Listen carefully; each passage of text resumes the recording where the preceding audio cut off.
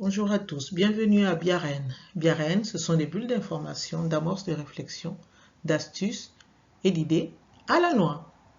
Oui, oui, c'est pour tenter de décoloniser nos réflexions et actions. J'ai animé dans le cadre de la Journée mondiale de l'environnement qui s'est célébrée le 5 juin, j'ai animé dans les 6 et 7 juin 2025 des conférences, débats intitulées La pollution plastique, symptômes de l'incompétence des populations à la gestion adéquate de leurs déchets. Je fais donc ces vidéos pour permettre aux personnes qui n'étaient pas là d'en savoir un peu plus et bien sûr leurs questions mis en commentaire trouveront dans la mesure du possible des réponses. Je vais donc présenter la première partie intitulée Le plastique, un des boucs émissaires commodes pour le programme des Nations Unies pour l'environnement. J'aimerais d'abord dire que le programme des Nations Unies pour l'environnement et la Journée mondiale de l'environnement sont nés tous les deux lors de la conférence des Nations Unies de 1972 tenue du 5 au 16 juin à Stockholm. Les objectifs du PNUD qui adoptés lors de cette conférence des Nations Unies pour l'environnement dans sa résolution 7 indiquent. J'ai choisi bien sûr celle qui m'intéressait, celle qui intéressait le propos qui est l'éducation à la gestion des déchets.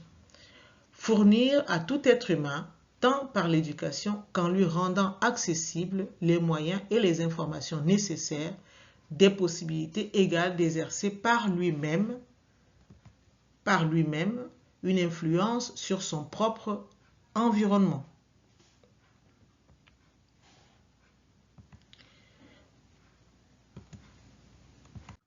La résolution 96 indique après consultation et d'un commun accord, des dispositions nécessaires pour établir un programme éducatif international d'enseignement interdisciplinaire, scolaire et extrascolaire relatif à l'environnement, couvrant tous les degrés d'enseignement et s'adressant à tous, jeunes ou adultes, en vue de leur faire connaître l'action simple qu'ils pourraient mener dans la limite de leurs moyens pour gérer et protéger leur environnement. L'objectif de la Journée mondiale de l'environnement est célébré déjà tous les 5 juin de chaque année, de mener des activités réaffirmant l'intérêt attaché à la protection et à l'amélioration de l'environnement en vue d'approfondir la prise de conscience des problèmes environnementaux.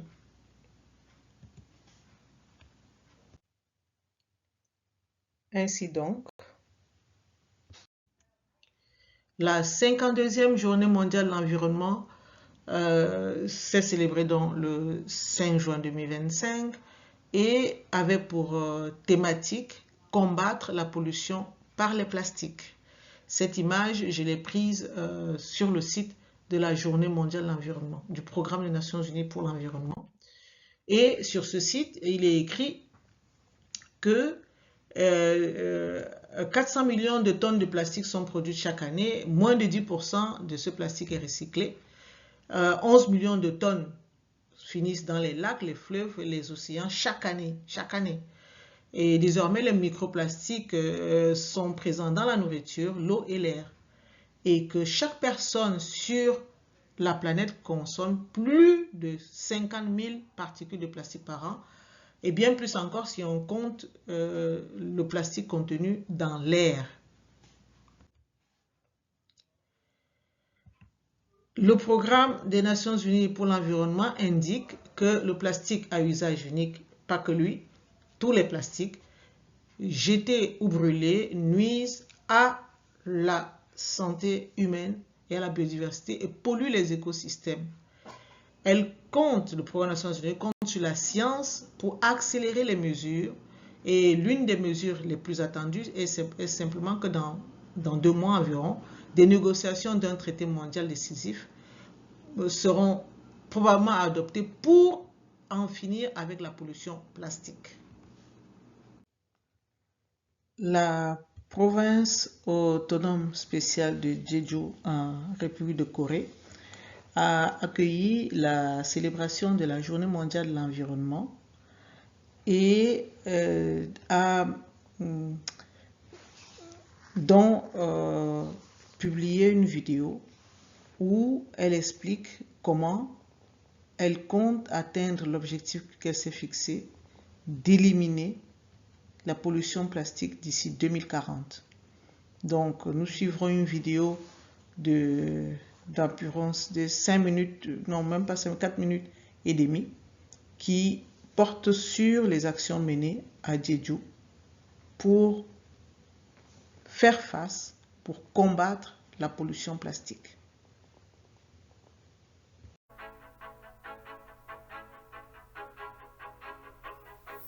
여러분, 이렇게 아름다운 제주에 오신 것을 환영합니다. 제주는 바다와 산과 이렇게 이런 들판에 핀 꽃들이 아름다운 섬입니다.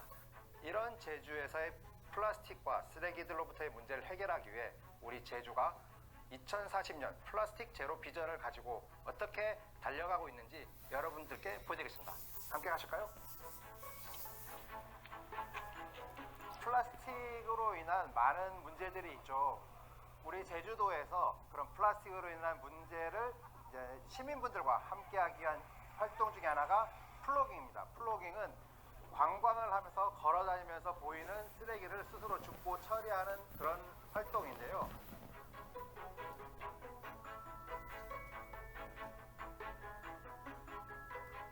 세계인들이 가장 좋아하는 음료 중에 하나인 커피죠. 이곳 제주도에서는 커피나 음료를 일회용 컵으로 사용해서 마실 때 보증금을 먼저 납부하고 돌려받는 이런 커피숍이 제주도 전역에 250개 정도 있고요. 제가 이걸 간단하게 보여드릴게요.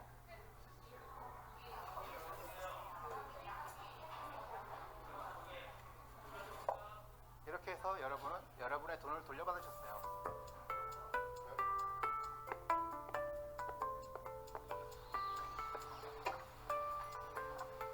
이곳에는 여러분들이 생활 속에서 사용하는 작은 물건들을 아니면 생필품들을 대체할 수 있는 그런 물건들이 많이 진열되어 있습니다. 위에 있는 이제 업사이클 제품들도 있고 이렇게 친환경 비누도 있고요. 여기에 보시면 이 리필 스테이션을 통해서 가정에서 사용하는 주방 세제나 샴푸의 용기를 다용으로 대체할 수 있는 그런 물건들도 진열되어 있습니다. 이 건물이 보이시나요? 여기는 전 세계에서 아마 제주도에밖에 없는 재활용품을 주민들이 모아놓는 센터입니다. 제주도 내에 이게 200개 정도 있는데 한 반경 500m에 있는 사람들이 전부 이곳을 이용하신다고 생각하시면 돼요. 이곳에서는 돈을 벌 수도 있어요. 따라와 보세요.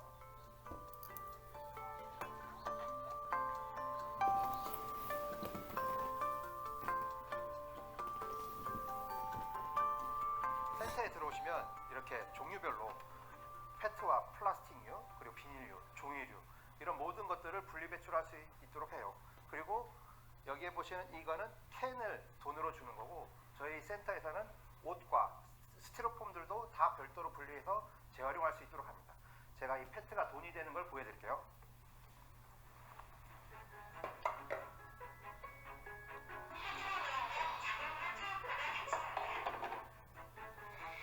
이 간단한 동작만으로 여러분은 플라스틱을 돈으로 바꾸실 수 있습니다.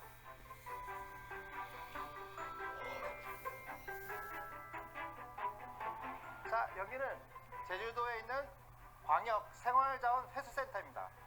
이곳에서는 제주도에서 나오는 대부분의 플라스틱뿐만 아니고 종이, 비닐 같은 모든 재활용품을 선별하는 장소인데요. 여기가 왜 중요하냐? 제주도는 섬이에요. 재활용품이 그냥 무분별하게 방치된다면 걔네가 다시 다 바다로 나가고 산으로 가서 오염시키기 때문에 여기에서의 역할이 아주 중요합니다. 그러면 이제 안으로 들어가서 보실까요? 따라오세요. 자, 이곳을 보세요. 여기는 이제 재활용품을 선별하기 위해서는 여러 가지 기계들이 있습니다. 여러분들이 집에서 배출한 쓰레기는 이렇게 재활용품이 이렇게 나와요. 보시기에는 그냥 쓰레기 같죠? 근데 이것들도 다 과정을 거치게 되면 새로운 자원이 될 수 있습니다. 이렇게 제주가 플라스틱 오염으로부터 벗어나기 위한 여러 가지 여정들을 여러분들께 보여드렸는데 어떻게 만족하셨나요?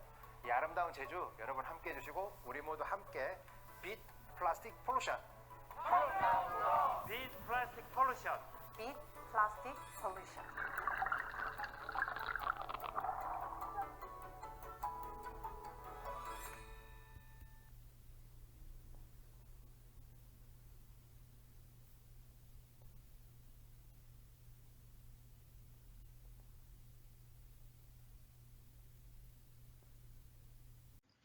Je vais donc vous présenter un résumé et des commentaires de cette vidéo. En résumé donc, il est indiqué que de nombreux problèmes sont causés par le plastique et que les populations agissent et réagissent à travers le plugging, le ramassage des déchets par les habitants. Ils indiquent aussi que 250 cafés participent à une opération de consigne. Une démonstration du retour d'un gobelet de café et de l'argent est rendue dans le téléphone. Et j'ai l'impression que les gobelets de café ne sont pas des gobelets réutilisables. Donc, c'est une consigne qui vise à récolter le déchet gobelet et pas forcément à le réutiliser. Il est également question de laboratoire zéro déchet qui offre des alternatives aux produits de tous les jours, notamment les produits en vrac pour limiter les emballages.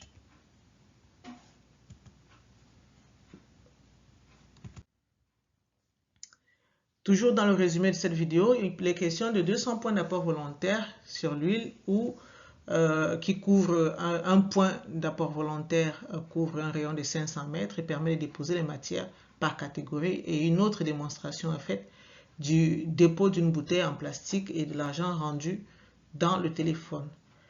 Il est enfin question d'un centre de tri des déchets sur l'île qui permet, suivant l'auteur, d'éviter que le plastique pollue les montagnes et l'océan. Cette usine est vitale, d'après leur expression, par rapport à cette mission-là d'éviter la pollution des montagnes et des océans, et où les déchets ménagers sont triés pour être revalorisés. Donc ça, ce sont les actions menées pour se diriger vers un monde sans plastique. Et l'idée est de combattre la pollution plastique. En commentaire, je dirais donc que les réponses présentées, le ramassage, la consigne de gobelets, de café, les alternatives zéro déchet, les points d'apport volontaire, la consigne de bouteilles, le tri dans le tri dans les centres de tri, je me questionne à savoir jusqu'à quel point ces réponses participent à faire cesser la présence des plastiques dans la nature. Car c'est bien la présence de ces déchets dans la nature qui est la principale source de pollution décriée. Que peuvent retenir les pays envahis par la pollution plastique de cet exemple coréen? Ramassage par la municipalité et par les citoyens, consignes basées sur la technologie, alternatives zéro déchet, usines de tri. En dehors du ramassage, qui est une activité de rectification sans fin, on rectifie, on jette, on rectifie, on jette, ça n'a pas de fin. Quelle est l'action spécifique menée pour faire face à l'abandon des déchets dans les espaces inappropriés? Qu'est-ce que les pays et les citoyens qui n'ont pas ces moyens-là peuvent faire avec ce qu'ils ont, comme l'indiquaient les 2 résolutions de la Conférence des Nations Unies, pour améliorer leur environnement? Il y avait quoi avant, dirait quelqu'un. Avant l'action politique menée en ce qui concerne la gestion des déchets. Car généralement, le politique arrive après. Il arrive après des préoccupations sociales pour les organiser, pour structurer, pour légitimer, avant cette action politique, qu'est-ce qui dans la société, montrait les préoccupations en ce qui concerne l'environnement avant 1972.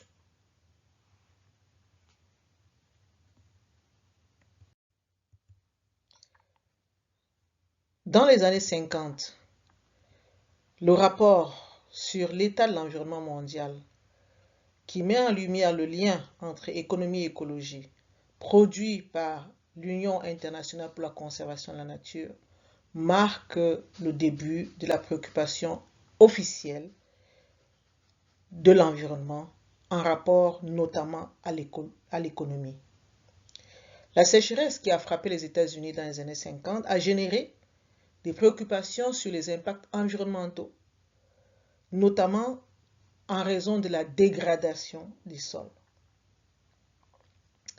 L'autre fait marquant, c'est l'ouvrage, cet ouvrage, voilà la photo de l'ouvrage, produit en 1957, intitulé The Hidden Persuader, écrit par Vance Becker, qui met en lumière la responsabilité éthique des chercheurs en sciences exactes, qui l'accusent de concevoir des objets souvent superflus et peu durables. Aujourd'hui, on parle d'obsolescence programmée, mais cet auteur l'a bien expliqué de long en large en 1957. Il critique également le rôle des chercheurs en sciences humaines dans le développement des persuadeurs, de ce qu'il a appelé des persuadeurs cachés, ces spécialistes qui expérimentent des techniques de psychologie et de manipulation inconsciente au service des entreprises et des politiciens pour orienter le comportement des consommateurs. Dans les années 60, l'ouvrage Le printemps silencieux de Rachel Carson a été vraiment le catalyseur d'un mouvement écologiste moderne décriant l'utilisation excessive des pesticides, ce qui a permis de modifier les lois et la réglementation environnementale pour protéger la santé humaine et préserver l'environnement. On notera aussi que les habitants du West Harlem se sont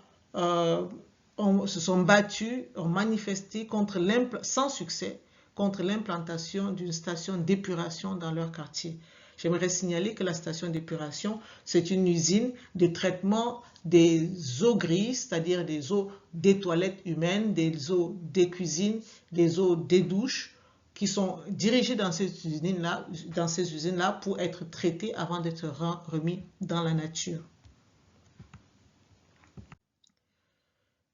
Il y avait surtout l'événement le plus important, ce fut la célébration le 22 avril 1970 de la Journée mondiale de la Terre, mis en œuvre par un sénateur américain qui avait pour mission, cette célébration avait cette manifestation avait pour ambition de sensibiliser le public aux problèmes environnementaux.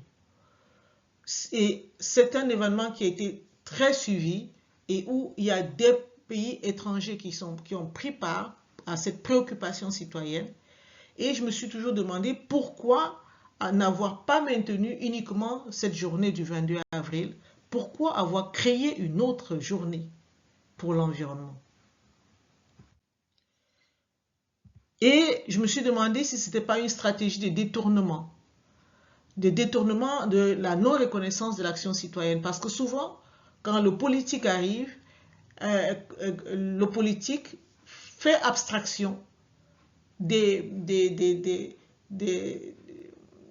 l'énergie sociale en faveur de l'action dont elle prend la charge. Est-ce par rapport à une rivalité politique, étant donné que ce sénateur était un sénateur démocrate notamment?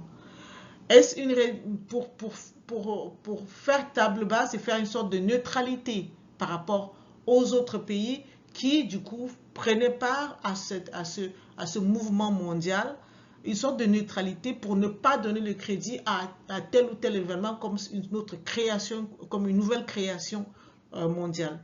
Toujours est-il que souvent, les questions sociales prises, gérées par le politique, font l'objet de fractionnement, c'est-à-dire d'un découpage. Elles sont rarement mises en harmonie, mises ensemble. Et le sujet est souvent très spécifié, et ce qui mène à l'enlisement même de la problématique posée. Notamment quand la thématique combattre le plastique, combattre la pollution plastique, pour moi, ça aurait plus de sens de dire combattre la pollution. Parce que la pollution que nous vivons, que nous avons, la pollution qui pose problème n'est pas seulement plastique.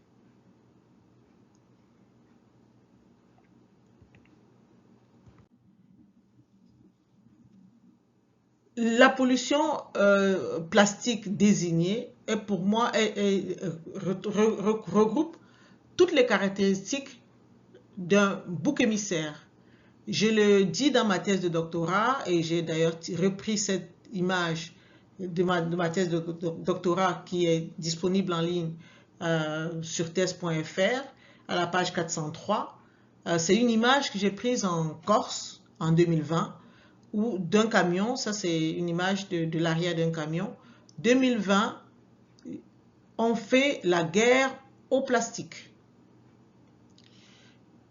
Généralement, le bouc émissaire est considéré, il y a un auteur, Dominac, qui explique que le bouc émissaire naît de l'affaiblissement et de l'abolition des responsabilités personnelles. La responsabilité est criminalisée. Le couple responsabilité-culpabilité engendre des stratégies d'évitement de la responsabilité axée sur le souci de ne pas être en infraction. Et l'activation de la fonction bouc émissaire organise donc une traque du bouc émissaire qui soulage et réconcilie le groupe. Le bouc émissaire, c'est une externalisation de la responsabilité. C'est une couverture de tous les risques. C'est une déresponsabilisation du citoyen organisée par l'État-providence et qui distrait le citoyen de ses responsabilités. On a observé la fonction de bouc émissaire notamment dans les années 1800 et au XVIIIe siècle et bien avant, où par exemple en raison des épidémies et des épidémies qui avaient lieu notamment dans des grandes villes, il a fallu trouver les causes de ces épidémies, et notamment les Juifs ont été désignés comme étant les causes de ces épidémies.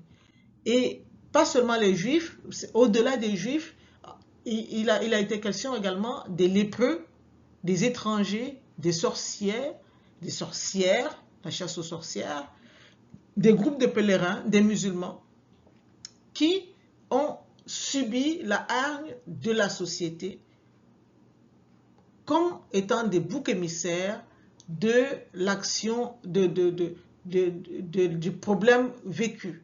Donc, les épidémies étaient causées par ces catégories de population généralement les plus faibles, et notamment il a été question pendant ces périodes-là de la haine des classes en temps d'épidémie décrit par René Barrel, qui explique que les riches rendaient les pauvres responsables de la catastrophe, les pauvres accusaient les riches et le gouvernement, les riches et pauvres s'en prenaient aux médecins. Le bouc émissaire nécessite sa suppression, il faut expier le mal.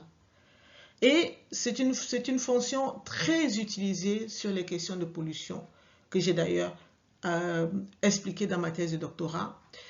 Il est souvent question, quand on parle de pollution, que ce soit à droite ou à gauche, de lois. On explique que les lois ne sont pas assez contraignantes.